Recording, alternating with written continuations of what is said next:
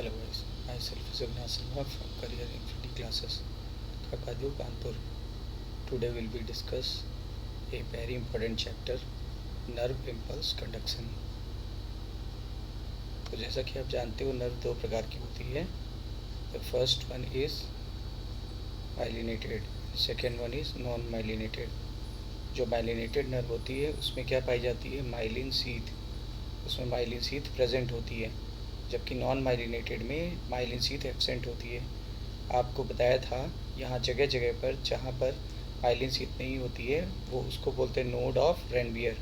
Node of Ranvier आप देख पा रहे हो, नोड ऑफ रेनवियर कैसा होता है, नोड ऑफ रेनवियर कैसा होता है, जबकि नॉन माइलिनेटेड में नोड ऑफ रेनवियर नहीं होता.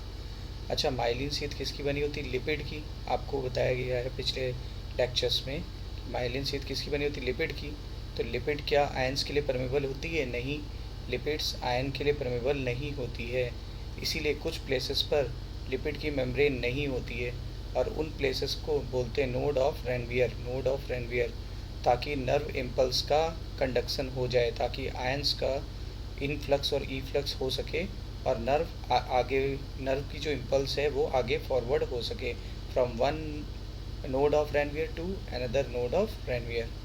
यहाँ पर देखिए, यहाँ पर कहीं पर भी लिपिड की मेम्ब्रेन नहीं पाई जा रही, माइलिन शीथ नहीं पाई जा रही है, इसलिए यहाँ पर आयंस जो हैं वो आसानी से आते जाते रहते हैं. इनमें कोई भी बैरियर की तरह काम नहीं करता है.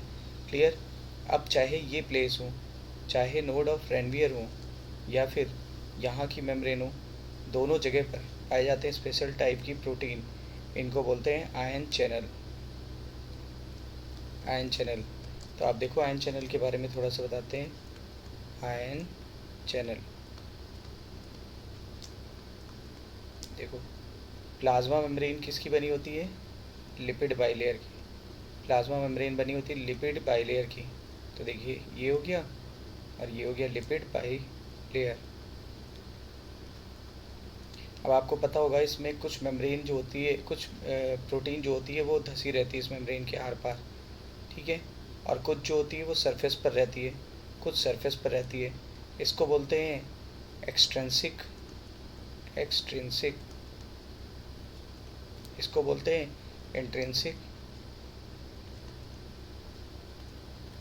तो इन्हीं में से कुछ जो मेम्ब्रेन प्रोटीन है, कुछ जो मेम्ब्रेन प्रोटीन होती है वो मॉडिफाई होकर के बना लेती है आयन चैनल. आयन चैनल जो स्पेसिफिक आयंस को आने देंगे, ये होती है स्पेसिफिक.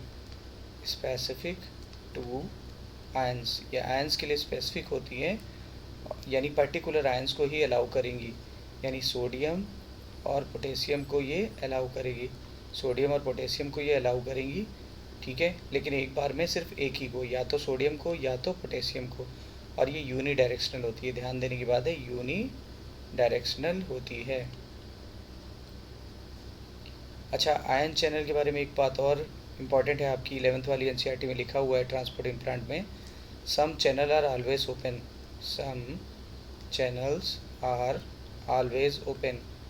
कुछ चैनल जो होते हैं वो हमेशा ओपन रहते हैं. Clear. But some are controlled. Some are controlled. Control का मतलब है ज़रूरत पड़ने पे खुलेंगे और अदरवाइज़ बंद हो जाएंगे. तो देखिए अभी मैं बताऊंगा, जो चैनल हमेशा खुले रहते हैं उनको बोलते हैं लीकेज. उनको बोलते हैं लीकेज चैनल. लीकेज चैनल अभी मैं आपको डिटेल में बताऊंगा. 4 प्रकार के आयन चैनल होते हैं, उनमें पहला है लीकेज चैनल. और जो खुलते और बंद होते रहते हैं ज़रूरत पड़ने पर, उनको बोलते हैं, वैसे तो ये भी कई प्रकार के होते हैं लेकिन हमको पढ़ना पड़ेगा, ये होते हैं voltage gated ion channel. Voltage gated ion channel. Clear. Voltage gated ion channel. अब चलिए हम लोग देखते हैं कि आयन चैनल की ज़रूरत क्यों पड़ी, क्योंकि ये जो लिपिड की मेम्ब्रेन है ये आयंस को आने जाने नहीं देती है. तो अब आयन कैसे आएंगे, आयन एक विशेष तरह की प्रोटीन के द्वारा ही आ पाएंगे, और उन्हीं प्रोटीन को हम लोग ने बोला है आयन चैनल. तो आयन चैनल कुछ और नहीं है, ये प्रोटीन के बने हुए गेट हैं, प्रोटीन के बने हुए द्वार हैं, गेट. इन्हीं गेट के थ्रू स्पेसिफिक आयंस आ जा सकते हैं. जैसे सोडियम और पोटेशियम बताया गया यूनिडायरेक्शनल होते हैं और सिर्फ सोडियम या पोटेशियम को ही आने देंगे, दोनों को एक साथ आने नहीं देंगे, किसी स्पेसिफिक को एक बार में आने देंगे। क्लियर? ये बात इंपॉर्टेंट क्लियर हो गई आप लोगों को? अब देखिए आयन चैनल जो होते हैं उसके बारे में मैं आपको बताने जा रहा हूँ। आयन चैनल जो होते हैं ये क्या होते हैं? Ion channels open and close due to the presence of gate. मैंने अभी आपको बताया था ना, आयन चैनल के लिए कुछ गेट्स होते हैं, ठीक है? तो ये जिससे खुलते और बंद होते हैं, आयन चैनल को खोलने और बंद करने के लिए स्पेशल टाइप के क्या पाए जाते हैं? गेट्स। ठीक है, 4 टाइप के आयन चैनल होते हैं, जिसमें 2 टाइप का मैंने बताया अभी आपको, पहला और दूसरा। पहला होता है leakage channel. Leakage channel open और क्लोज होते हैं रैंडमली, ज़्यादातर ये खुले रहते हैं, और क्लोज भी होंगे या ओपन भी होंगे तो ये रैंडमली होंगे, मतलब ये अपने आप खुलते और बंद रहेंगे, बट ज़्यादातर ये खुले रहते हैं, याद रखिएगा। और ये 2 प्रकार के हो सकते हैं, सोडियम के लिए लीकेज चैनल और पोटेशियम के लिए लीकेज चैनल, 2 प्रकार के चैनल हो सकते हैं। क्लियर? सेकंड होता है वोल्टेज गेट आयन चैनल। देखिए जब भी कभी वोल्टेज में परिवर्तन होगा, जब भी कभी मेम्ब्रेन के वोल्टेज में परिवर्तन होगा, जैसे मान लीजिए अभी मैं बताऊंगा रेस्टिंग मेम्ब्रेन पोटेंशियल 70 मिली वोल्ट होता है, और जब इसमें ज़रा भी परिवर्तन हो गया, मान लो ये -50 मिली वोल्ट हो गया, तो ये चैनल खुल जाते हैं, ये चैनल ओपन हो जाते हैं। ठीक है, ये भी 2 प्रकार के होते हैं, सोडियम वोल्टेज गेट चैनल और पोटेशियम वोल्टेज गेट चैनल, ये भी 2 टाइप के होते हैं। ठीक है, थर्ड और फोर्थ वाला मैं आपको आगे पढ़ाऊँगा, इसलिए इसके बारे में मैं ज़्यादा नहीं बता रहा हूँ, हिंट दे देता हूँ। जब कोई मॉलिक्यूल आएगा और तब जाके चैनल ओपन हो, देखिए मॉलिक्यूल के आने के बाद अगर ओपन हो रहे हैं, यहाँ वोल्टेज में परिवर्तन के कारण ओपन हुए थे, यहाँ मॉलिक्यूल के आने के कारण ओपन हुए। देखिए जब कोई केमिकल स्टिमुलस आया जैसे एसिटाइल कोलिन, तब जाके ये ओपन हुए, अदरवाइज क्लोज रहते हैं, तो इनको बोलते हैं लाइगेंट गेट चैनल। जबकि एक होता है mechanical gated channel. Mechanical gated channel में क्या होगा, ये भी जनरली क्लोज होते हैं। ये ओपन कब होंगे, जब कोई मैकेनिकल स्टिमुलस आएगा, जैसे टच कर दिया किसी को या फिर किसी टिश्यू में स्ट्रेचिंग हो गई, तब जाके ये ओपन होंगे। लेकिन अभी हमें नर्व इम्पल्स कंडक्शन में सिर्फ ये 2 ही पढ़ने हैं, 2 पढ़ेंगे तो हमारा काम हो जाएगा। क्लियर हुई बात? आगे देखते हैं। देखिए सबसे पहले मैं आपको लीकेज चैनल बताता हूँ। लीकेज चैनल मैंने क्या बोला था, ये जनरली ओपन होते हैं, ये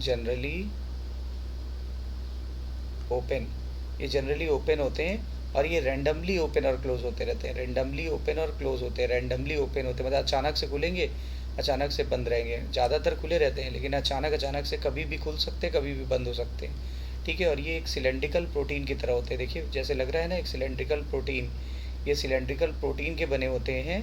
ठीक है, और देखिए यहाँ से आयंस इधर से इधर जाएगा, हाई कॉन्सेंट्रेशन से लो कॉन्सेंट्रेशन की तरफ, देखिए अगर हम इसको मान लें एक्सॉन की मेम्ब्रेन, इसको बोलते हैं एक्सोलेमा। आप जानते हो एक्सॉन की मेम्ब्रेन को बोलते हैं एक्सोलेमा। तो एक्सोलेमा के बाहर के फ्लूइड को बोलते हैं एक्स्ट्रा सेलुलर फ्लूइड, ECF, और अंदर के फ्लूइड को बोलते हैं इंट्रा सेलुलर फ्लूइड या साइटोसॉल बोल सकते हैं, तो बाहर होता है सबसे ज़्यादा सोडियम आयन। बताइए बाहर कौन सा आयन मेन होता है? सोडियम। अंदर कौन सा आयन मेन होता है? पोटेशियम। अब आप देखिए जब भी कभी ये लीकेज चैनल ओपन होंगे, 2 तरह के होते हैं, सोडियम का लीकेज चैनल और पोटेशियम का लीकेज चैनल, तो 2 तरह के चैनल होते हैं। अब बताइए अगर सोडियम का लीकेज चैनल जो होगा वो खुलेगा तो सोडियम किधर आएगा? सोडियम अंदर आएगा। सोडियम बाहर की तरफ ज़्यादा है तो अंदर की तरफ आएगा। सोडियम अंदर की तरफ आता है, हमेशा याद रखिए, सोडियम लीकेज चैनल जब ओपन होते हैं तो सोडियम अंदर आता है, और जब पोटेशियम लीकेज चैनल जब ओपन होते हैं तो पोटेशियम बाहर जाता है। तो आपको इम्पॉर्टेंट बात एक जान लेनी बहुत ज़रूरी है कि सोडियम वाले जो चैनल हैं लीकेज वाले, वो स्लोली काम करते हैं, और ये बहुत ज़्यादा फास्ट काम करते हैं, रैपिडली। तो इसका मतलब जनरली कौन सा लीकेज चैनल फास्ट काम करेगा? तो पोटेशियम। इसीलिए एनसीईआरटी में दिया हुआ है कि जनरली जो एक्सोलेमा होती है, it is more permeable for potassium ion as compare to sodium ion. तो क्लियर हो गया, हमें लीकेज चैनल के बारे में पता चला। कितने टाइप के होते हैं? 2, सोडियम लीकेज चैनल और पोटेशियम लीकेज चैनल। कैसे ओपन होते हैं? रैंडमली ओपन होते हैं। और कैसे होते हैं? ये सिलेंड्रिकल। और जब सोडियम लीकेज चैनल ओपन होंगे तो सोडियम की एंट्री होगी, लेकिन ये स्लोली वर्किंग होते हैं, और इसीलिए ये मेम्ब्रेन सोडियम के लिए लेस परमेबल होती है जनरली। ठीक है। और ये पोटेशियम के लिए रैपिडली वर्क करते हैं, पोटेशियम को तेज़ी से बाहर निकालेंगे, इसीलिए पोटेशियम के लिए मोर परमेबल होती है, ऐसा आपके एनसीईआरटी में लिखा है। अभी हम लोग इसको और डिटेल में देखेंगे। तो पहला चैनल आप लोगों को क्लियर हो गया। अब आगे चलते नेक्स्ट चैनल। नेक्स्ट चैनल हमारे सिलेबस में था वोल्टेज गेटेड चैनल। और वोल्टेज गेटेड चैनल भी दो टाइप के होते हैं, एक सोडियम के लिए और एक पोटेशियम के लिए। अब फिर से सोचिए ज़रा, एक सोडियम वाले चैनल होते हैं और एक पोटेशियम वाले चैनल होते हैं। जब देखिए ये जनरली कैसे होते हैं, क्लोज रहते हैं। ये जनरली देखिए क्लोज है, देखिए इसमें गेट बंद है, इनका गेट देखिए ये चेन से दिखाई गया, चेन से लगा हुआ है, एक चेन से एक बॉल जैसी लगी हुई है, ये बॉल बंद है, इस गेट को इस अपर्चर को बंद रखी हुई है। ठीक है। जैसे ही सोडियम आयन का कॉन्सेंट्रेशन बढ़ जाएगा, जैसे ही वोल्टेज में परिवर्तन होगा, देखिए वोल्टेज कितना था -70, अब जैसे ही वोल्टेज में कमी आई, तो देखिए इसका नाम ही है वोल्टेज गेटेड। वोल्टेज में परिवर्तन हुआ तो इनके गेट ओपन हो गए। जैसे ही गेट ओपन हो गए तो अगर ये सोडियम वाले वोल्टेज गेट चैनल होंगे तो सोडियम की एंट्री होने लगेगी, ध्यान दीजिएगा, सोडियम की एंट्री होने लगेगी। अगर ये देखिए इधर होते हुए दिखाई है, ये ओपन हो गया, देखिए जब वोल्टेज -70 मिली वोल्ट था तब तो ये गेट बंद थे। जैसे ही वोल्टेज -50 मिली वोल्ट हुआ तो वोल्टेज में परिवर्तन आ गया, इसकी वजह से ये देखिए गेट जो है वो ओपन हो गए, ये गेट ओपन हो गए, अपर्चर खुल गया तो सोडियम की एंट्री हो गई। इसी प्रकार पोटेशियम वाले भी होते हैं, लेकिन पोटेशियम में जो गेट होता है ना वो इस तरफ लगा होता है।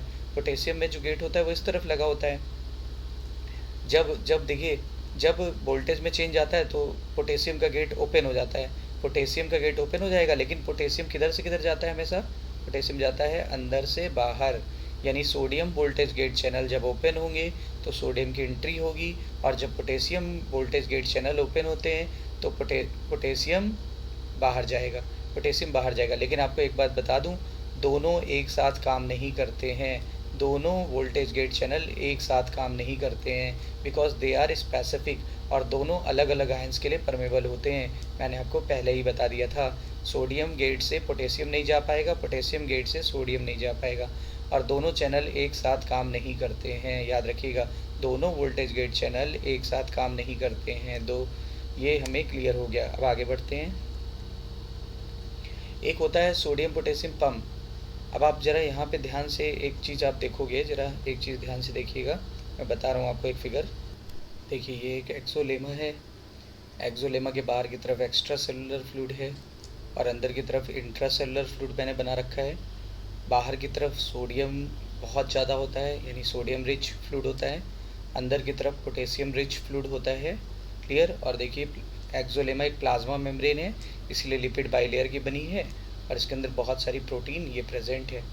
तो मैंने बताया था पोटेशियम लीकेज चैनल होते हैं, लेकिन ये ज़्यादा एक्टिव होते हैं। अभी आपको बताया था potassium leakage channel more active होते हैं, जबकि सोडियम जो लीकेज चैनल होते हैं, सोडियम लीकेज चैनल, ये लेस एक्टिव होते हैं। इसीलिए एनसीईआरटी में लिखा हुआ है कि सोडियम आयन तेज़ी से बाहर की तरफ लीक करके जाएंगे, लेकिन पोटेशियम आयन तेज़ी से बाहर की तरफ लीक करके जाएंगे, जबकि सोडियम आयन बहुत कम मात्रा में अंदर की तरफ आ पाएंगे,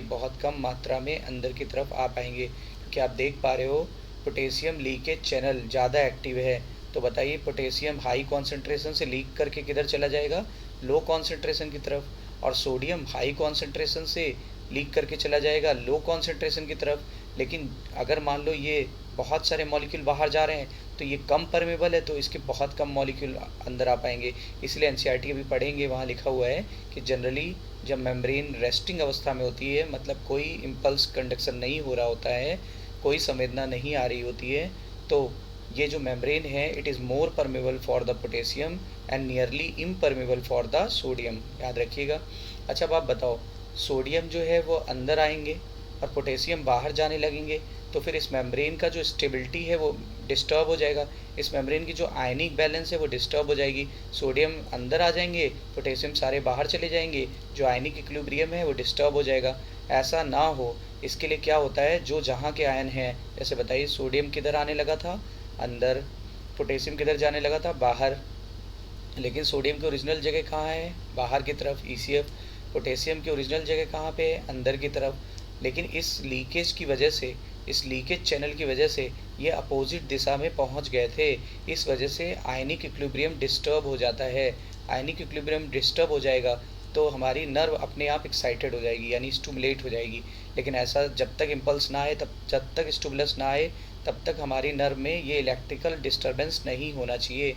इसी डिस्टर्बेंस को रोकने के लिए सोडियम पोटेशियम पंप पाया जाता है। क्या पाया जाता है? Sodium potassium pump. और ये होता है एटीपी बेस्ड, जबकि ये कैसे थे? ये पैसिव थे, इनके लिए एटीपी की ज़रूरत नहीं पड़ती है।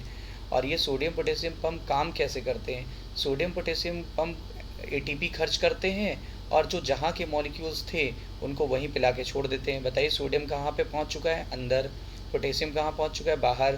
तो ये क्या करेंगे? अंदर से सोडियम को पकड़ के बाहर छोड़ देंगे और बाहर से पोटेशियम को पकड़ के अंदर छोड़ देंगे। इससे जो आयनिक इक्विलिब्रियम था वो मेंटेन रहेगा और हमारी एक्सोलेमा में कोई भी स्टिमुलस अननेसेसरी पैदा नहीं होगा। कोई भी स्टिमुलस अननेसेसरी हमारे एक्सोलेमा में पैदा नहीं होगा। क्लियर? तो सोडियम पोटेशियम पंप को हम लोग देखते हैं। देखिए मैंने क्या बताया था? मैंने ये बताया था कि ये सोडियम अंदर से पिकअप करेगा। देखिए इसने 3 सोडियम अंदर से बांध लिए, क्योंकि सोडियम अंदर चला गया था ना लीकेज पंप द्वारा, तो ये सोडियम अंदर से 3 इसने बांध लिए और ये बाहर ले जाके छोड़ देगा, बाहर ले जाके छोड़ देगा। देखिए फिगर ए को देखिए, इसने एटीपी खर्च किया और 3 सोडियम को बांध लिया। 3 सोडियम को बांधने के बाद देखिए एटीपी टूट गया, एटीपी ब्रेक हो गया, एडीपी और आईपी यानी इनऑर्गेनिक फॉस्फेट में टूट गया, सारी एनर्जी मिल गई। इसी एनर्जी के कारण इसने सोडियम को, देखिए सी वाले फिगर में, ये बी वाला फिगर था, अब सी वाले फिगर में आप देखिए इसने क्या किया, एनर्जी खर्च करने के बाद इस सोडियम को बाहर निकाल दिया। अब सोडियम अपनी ओरिजिनल जगह पे पहुंच गया। सोडियम की ओरिजिनल जगह क्या थी? एक्सोलेमा के बाहर ना, यानी ईसीएफ या आईसीएफ, तो ईसीएफ एक्स्ट्रा सेलुलर फ्लूइड। अब बताइए बाहर कौन से आयन बैठे हुए हैं? बाहर पोटेशियम आयन बैठे हुए हैं। तो ये पोटेशियम आयन को ऐसे ट्रायंगुलर स्ट्रक्चर से दिखाया गया है। ये पोटेशियम आयन यहाँ पे बंध जाते हैं। देखिए इनके लिए खांचे बने हुए हैं, इनके लिए ग्रूव्स बने हुए हैं। अब ये बंध जाते हैं यहाँ पे।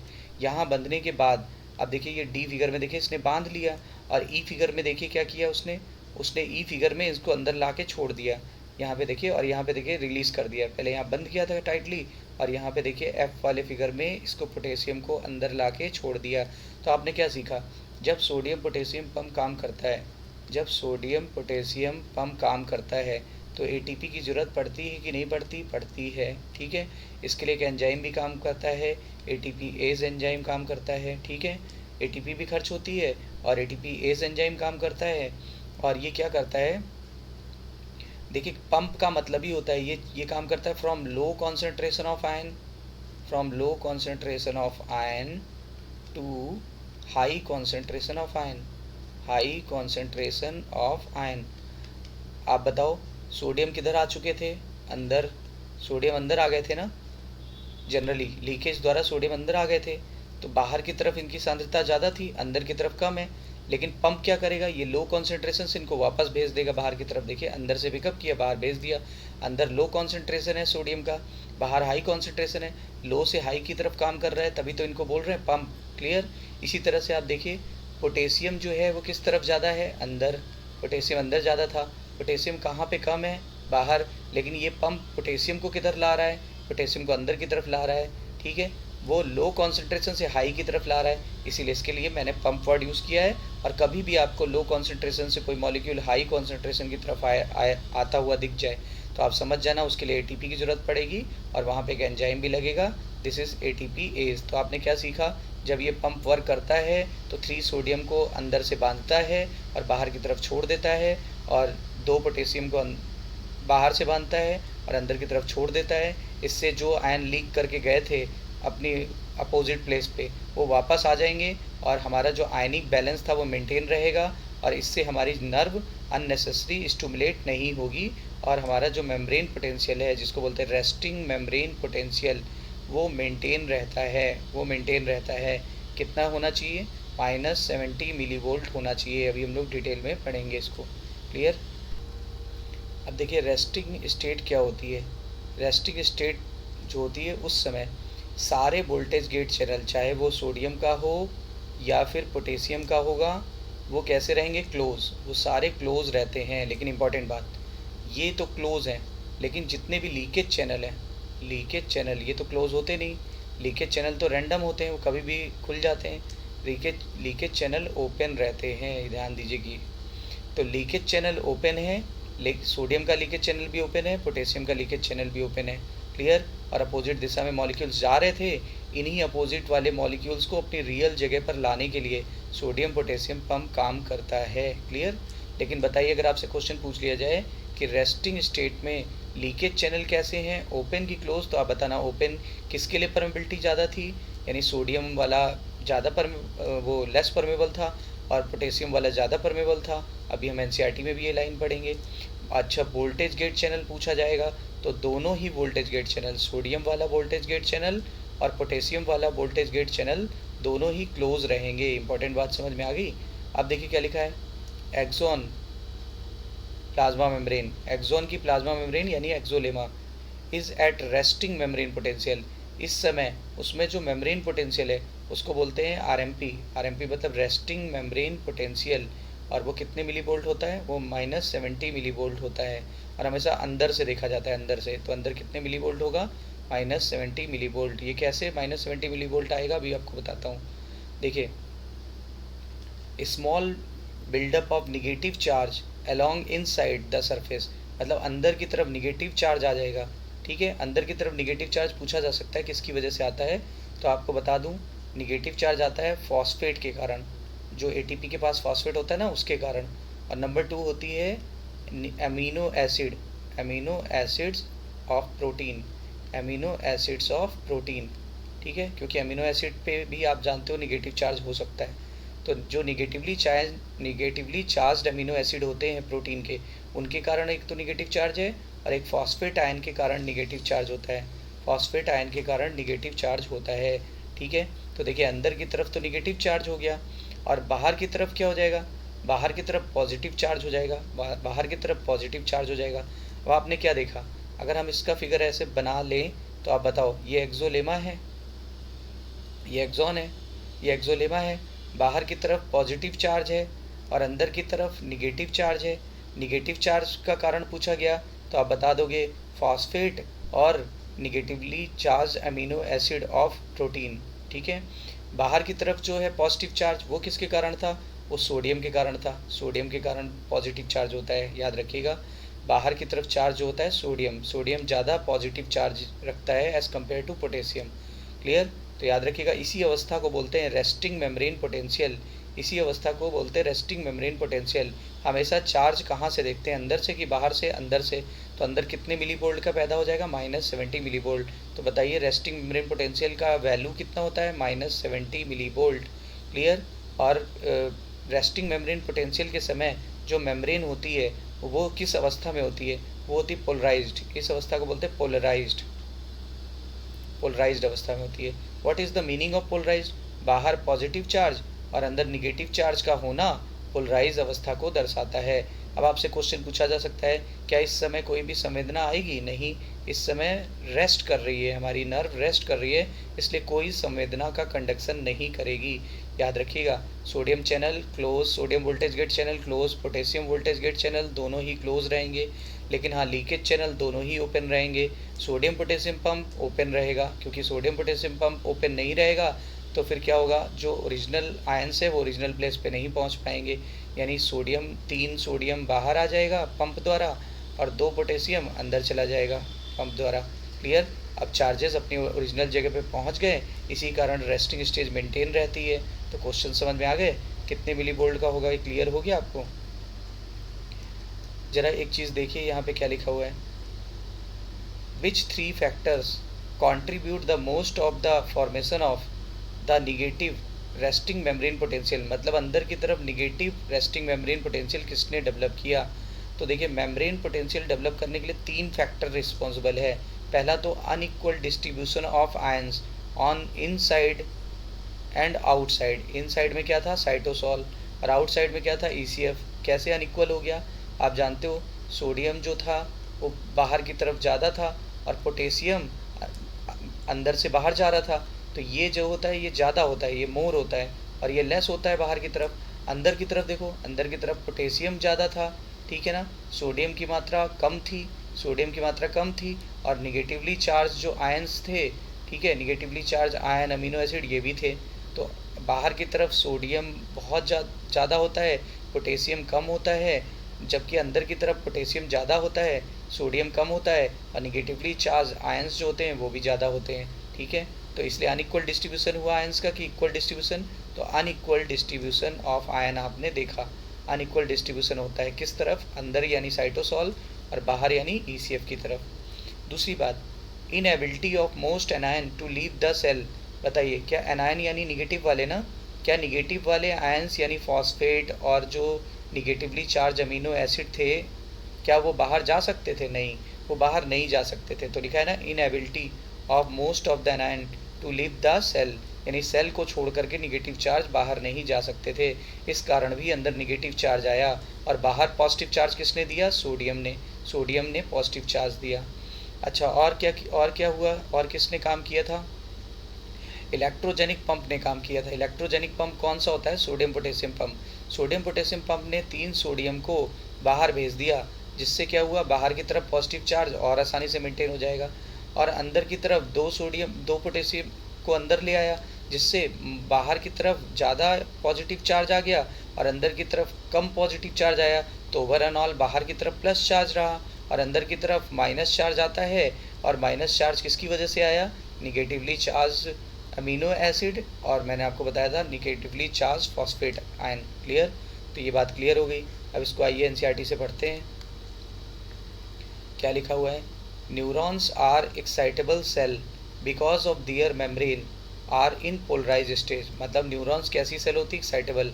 ये किस अवस्था में होती है? पोलराइज। पोलराइज का मतलब क्या होता है? बाहर प्लस, अंदर माइनस चार्ज। क्लियर? लिखा है, do you know why the membrane of the neurons is polarise. Membrane क्यों पोलराइज होती है, यही जानने के लिए मैंने आपको पूरी थ्योरी पढ़ाई।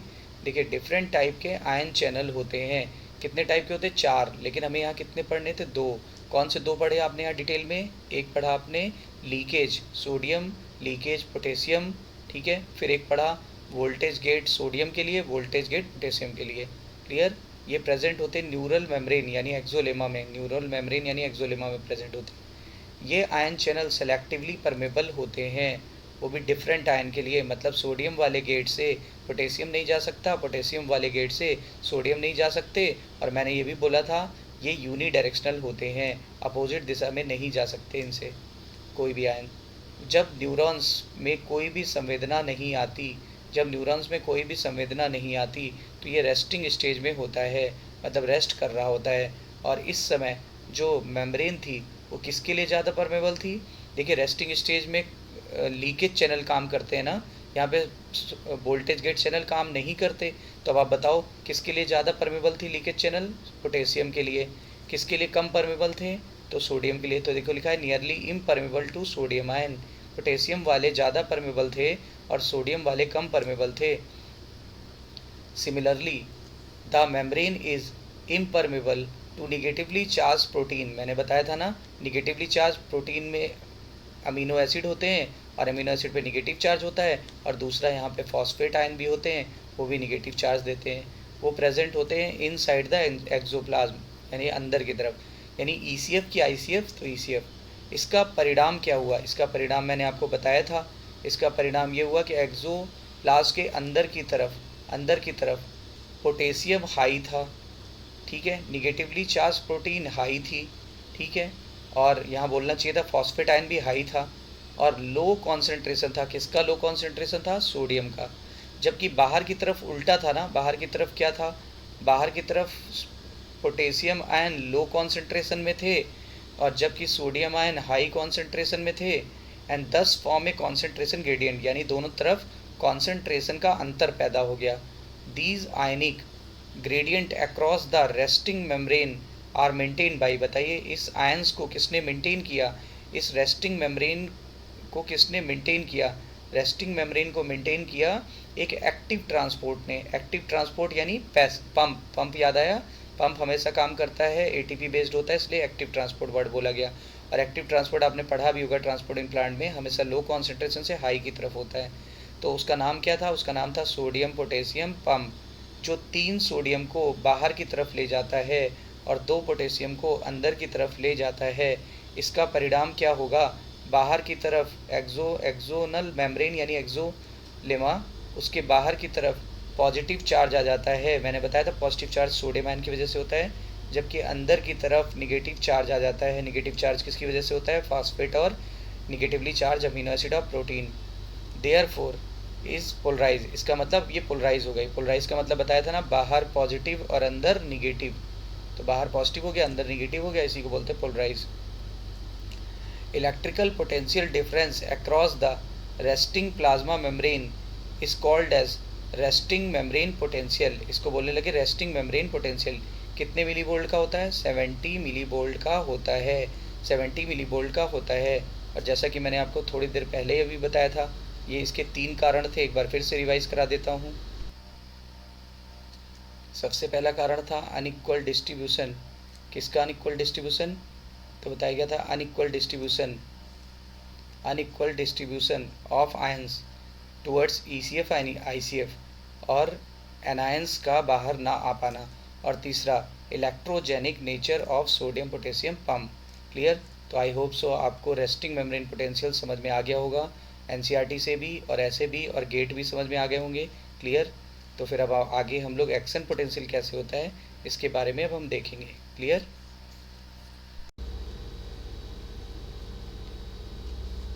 देखिए डीपोलराइजेशन कैसे होता है ये हमें देखना पड़ेगा। अच्छा, डीपोलराइजेशन होता क्या है? जब अभी RMP कितना था? Resting membrane potential 70 milli volt था। जब धीरे धीरे हम लोग संवेदना देते हैं कहीं पर भी, मान लो हमने कुछ संवेदना दी, ठीक है, मान लीजिए 5 मिली वोल्ट की संवेदना दी, तो ये घट के कितना हो गया? -65 मिली वोल्ट। ठीक है, मतलब ये -65 मिली वोल्ट हो गया। ठीक है, इसको घट के नहीं बल्कि बढ़ जाना बोलना पड़ेगा। तो -65 मिली वोल्ट हो गया। क्लियर? अब क्या होगा? अभी भी ये नर्व स्टिमुलेट नहीं होगी, अभी भी कोई इम्पल्स पैदा नहीं होगा। फिर हमने मान लो 5 मिली वोल्ट और बढ़ाया तो 10 मिली वोल्ट टोटल हो गया, तो यानी हो गया -60 मिली वोल्ट। फिर भी कोई संवेदना पैदा नहीं होगी जब तक कि ये थ्रेशोल्ड वैल्यू के बराबर ना पहुंच जाए। और थ्रेशोल्ड कब आती है? -55 या फिर -50 तक, -50 मिली वोल्ट तक। ये 2 रेंज याद रखिएगा, -55 और या -50 मिली वोल्ट तक। तो जैसे ही आपने थ्रेशोल्ड के बराबर उसको वो दे दिया, तो अब क्या होने लगता है? अब क्या परिवर्तन आ जाता है? अब यहाँ पे सोडियम वोल्टेज जो चैनल थे, वोल्टेज चैनल किसके वाले? सोडियम के। सोडियम के वोल्टेज चैनल कैसे हो गए? ओपन हो गए। अभी तक कैसे थे? क्लोज थे। दोनों क्लोज थे ना, सोडियम वाला भी क्लोज था, पोटेशियम वाला भी क्लोज था। लेकिन अभी भी पोटेशियम वाला कैसा रहेगा? क्लोज्ड। ये येलो वाला किसके लिए दिखाया गया? पोटेशियम के लिए। ये ग्रीन वाला किसके लिए दिखाया गया? सोडियम के लिए। तो सोडियम वाले वोल्टेज गेट चैनल कैसे हो गए? ओपन हो गए। लेकिन पोटेशियम वाला अभी भी क्लोज रहेगा। ध्यान दीजिएगा, जब आपने कोई भी यहाँ पर इम्पल्स दिया, ठीक है, या स्टिमुलस दिया, जब स्टिमुलस आप देते हो, और वो भी जब स्टिमुलस इतना दें कि वो -55 टू -50 मिली वोल्ट तक उस वैल्यू को चेंज कर दे, तो इसी वैल्यू को बोलते हैं थ्रेशोल्ड।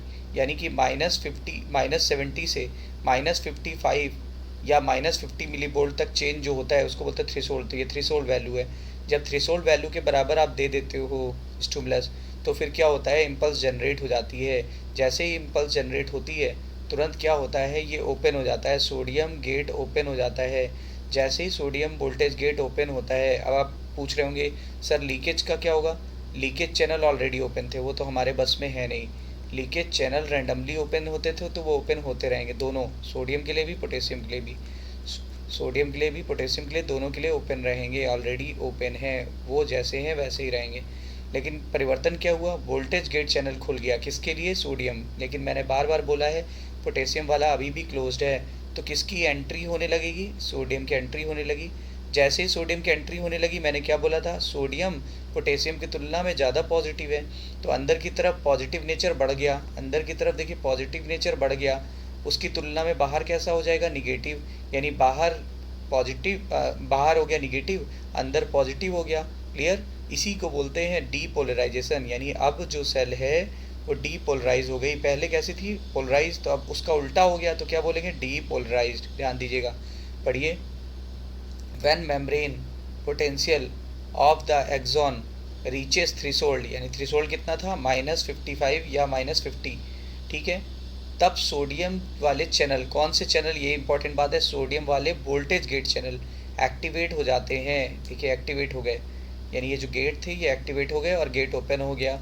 जब सोडियम के गेट एक्टिवेट हुए तो सोडियम इन चैनल के थ्रू अंदर आने लगा ना, इनटू द न्यूरॉन, न्यूरॉन के अंदर आने लगा और उसने बिल्डअप कर दिया पॉजिटिव चार्ज, अंदर की तरफ कैसा चार्ज दे दिया, पॉजिटिव, अलोंग इनसाइड सरफेस, यानी अंदर की तरफ जो था वो उसने पॉजिटिव चार्ज दे दिया और इस तरह से चार्जेस उल्टे हो गए, रिवर्स हो गए। बाहर था अभी तक पॉजिटिव और अंदर था निगेटिव, अब अंदर हो गया पॉजिटिव और बाहर हो गया निगेटिव। अब पोलराइज का उल्टा क्या होता है, डीपोलराइज, इसी अवस्था को बोलते हैं डीपोलराइज।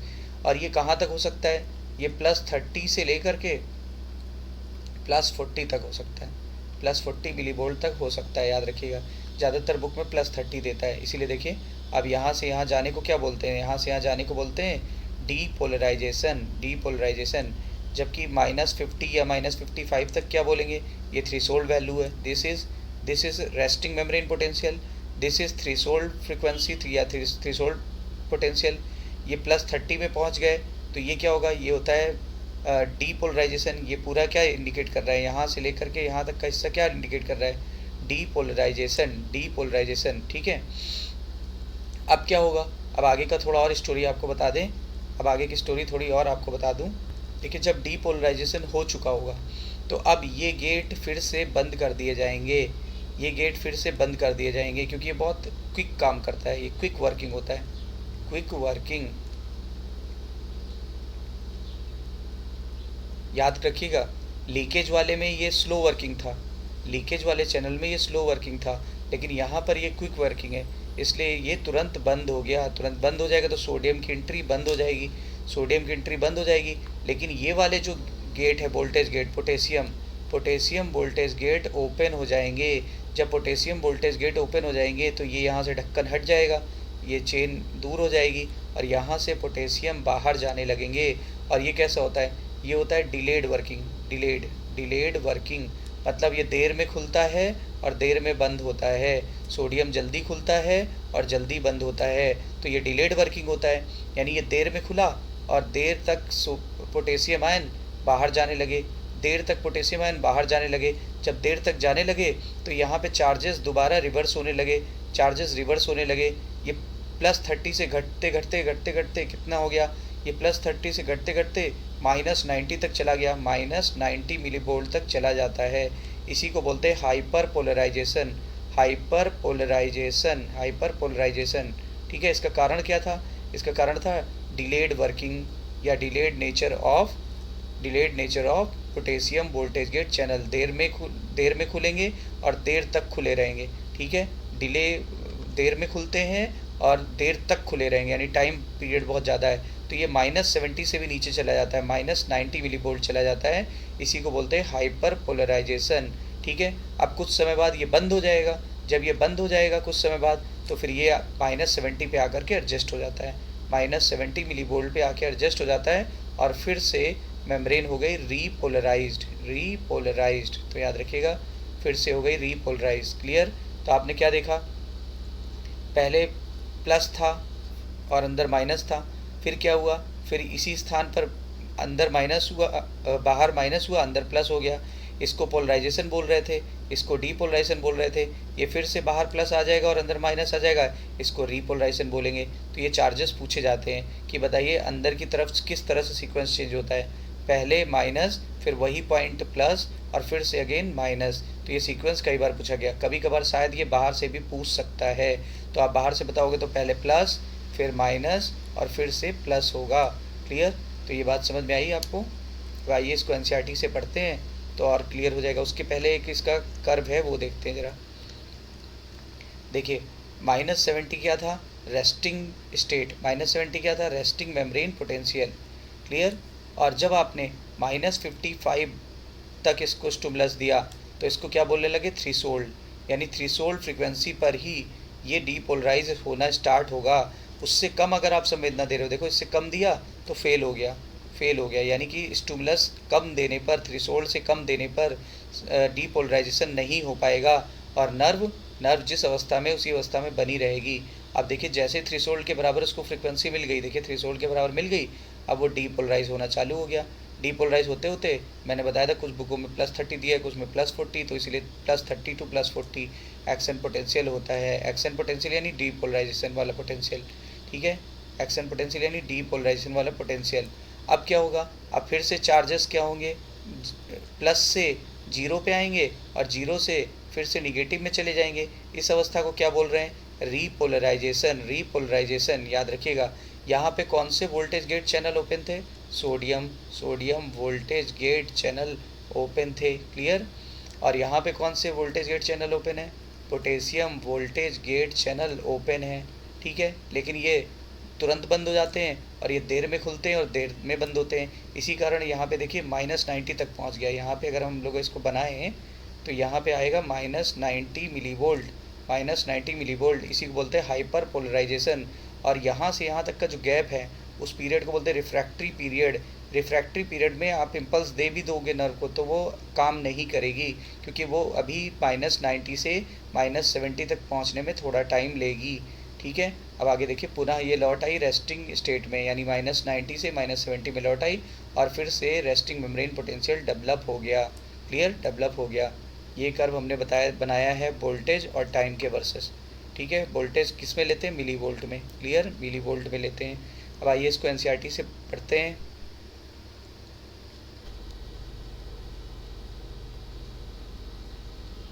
आइए हम देखेंगे कि इम्पल्स जनरेट तो हो गई है, ये आगे कैसे बढ़ेगी। मान लिया इस पॉइंट को ए, इस पॉइंट को हमने मान लिया ए, इस पॉइंट को मान लिया बी। अब देखिए जिस पॉइंट पर आपने स्टिमुलस दिया वहाँ पर इम्पल्स जनरेट हो गई, वहाँ पर क्या जनरेट हो गई, इम्पल्स जनरेट हो गई। इम्पल्स जनरेट हो गई तो क्या होगा, बाहर का पॉइंट जो प्लस था अब वो माइनस में हो जाएगा और जो माइनस था वो प्लस में हो जाएगा और यहाँ पर सोडियम की एंट्री होगी, इसी कारण ऐसा हुआ था, ठीक है। तो यहाँ पर क्या हो जाएगा, ये पॉइंट रिवर्स हो जाएगा, ये पॉइंट रिवर्स हो जाएगा, क्लियर। तो आप ऐसा देखोगे कि मान लो इसको हम एक नया फिगर बनाए, ये तो एनसीईआरटी का फिगर है, ये पॉइंट है, यहाँ बाहर की तरफ प्लस था, यहाँ माइनस था और आपने स्टिमुलस दिया, तो अब ये पॉइंट कैसा हो जाएगा, ये पॉइंट हो जाएगा निगेटिव, बगल में बना देता हूँ, और ये हो जाएगा पॉजिटिव, यानी ये पोलराइज से किस अवस्था में आ गया, डीपोलराइज अवस्था में आ गया। यानी ए पॉइंट पहले कैसा था, ए पॉइंट पहले था पोलराइज, अब वही ए पॉइंट कैसा है, डीपोलराइज। लेकिन बगल में हम बी पॉइंट मान लें तो वो अभी भी कैसा है, पोलराइज, वो अभी भी कैसा है, पोलराइज। तो अब आप बताओ इम्पल्स आगे कैसे बढ़ेगी। आपको पता है करंट हमेशा जाता है प्लस से माइनस, तो बाहर की तरफ ईसीएफ है, बाहर की तरफ ईसीएफ है, अंदर की तरफ आईसीएफ है, तो बाहर की तरफ करंट जाएगी from B to A, from B to A, और अंदर की तरफ जाएगी from A to B, A to B. इसका परिणाम क्या होगा, इसका परिणाम ये होगा कि अब ए पॉइंट फिर से रीपोलराइज हो गया, ए पॉइंट फिर से कैसा हो गया, रीपोलराइज, और बी पॉइंट कैसा हो गया, बी हो गया डीपोलराइज, क्योंकि अब यहाँ की करंट लोकल सर्किट के रूप में यहाँ पर आ चुकी है। अब देखिए बगल में एक नया पॉइंट मान लें सी पॉइंट, तो सी पॉइंट अभी भी बाहर पॉजिटिव है, अंदर नेगेटिव। अब बताइए करंट फिर से किधर जाएगी, लोकल सर्किट बनेगा बी और सी के बीच। अभी किसके बीच बना है, ए और बी के बीच बना था, अब किसके बीच बनेगा, बी और सी के बीच बनेगा। तो बी और सी के बीच बनेगा तो बाहर की तरफ प्लस से माइनस की तरफ यानी सी टू बी, अंदर से प्लस से माइनस की तरफ यानी बी टू सी। तो इस तरह से अब करंट बी से सी आ गई, सी से डी चली जाएगी, डी से ई चली जाएगी, ई से एफ चली जाएगी और फाइनली आगे प्रोपोगेट होती चली जाएगी और ब्रेन या जिस भी डेस्टिनेशन पे जाना है वहाँ पहुँच जाएगी। आइए इस पॉइंट को एनसीईआरटी से बेटर तरीके से हम लोग स्टडी कर सकते हैं। लिखा है, you might be curious to know about the mechanism of the generation of nerve impulse and its conduction along the nerve axon. मतलब पहले तो आपको जानना है कि नर्व इम्पल्स जनरेट कैसे हुई यानी डीपोलराइजेशन, और फिर आपको जानना है कि वो कैसे आगे बढ़ी। जब आप कोई भी स्टिमुलस किसी पॉइंट पे देते हो, मैंने बोला था ना पॉइंट ए पर, तो वो कैसा था, पोलराइज था ना, वो पोलराइज थी मेम्ब्रेन, यानी बाहर पॉजिटिव चार्ज और अंदर निगेटिव। अब उस मेम्ब्रेन पर जब आपने स्टिमुलस दिया तो वहाँ पर सोडियम वाले वोल्टेज गेट चैनल ओपन हो गए होंगे, इसलिए सोडियम के लिए परमेबिलिटी बहुत ज़्यादा बढ़ गई, फ्रीली परमेबल हो गया सोडियम के लिए। दिस लीड्स टू, इसकी वजह से सोडियम तेज़ी से अंदर आने लगा और पोलैरिटी रिवर्स हो गई, मैंने आपको बोला था। यानी बाहर की तरफ जो है वो मेम्ब्रेन निगेटिवली चार्ज हो गई और अंदर की तरफ जो मेम्ब्रेन थी वो पॉजिटिवली चार्ज हो गई।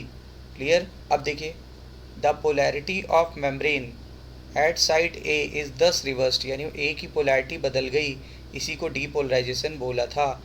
अब electrical potential difference across the plasma membrane at the site A is called as action potential. वो जो डिफरेंस था उसी को एक्शन पोटेंशियल बोला था। कितने मिली वोल्ट का था?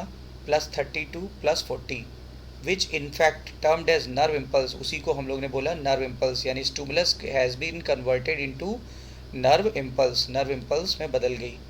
Eight site immediately ahead the axon, यानी बी पॉइंट को मान लिया, ए के बगल में क्या था? बी में बाहर की तरफ चार्ज कैसा था?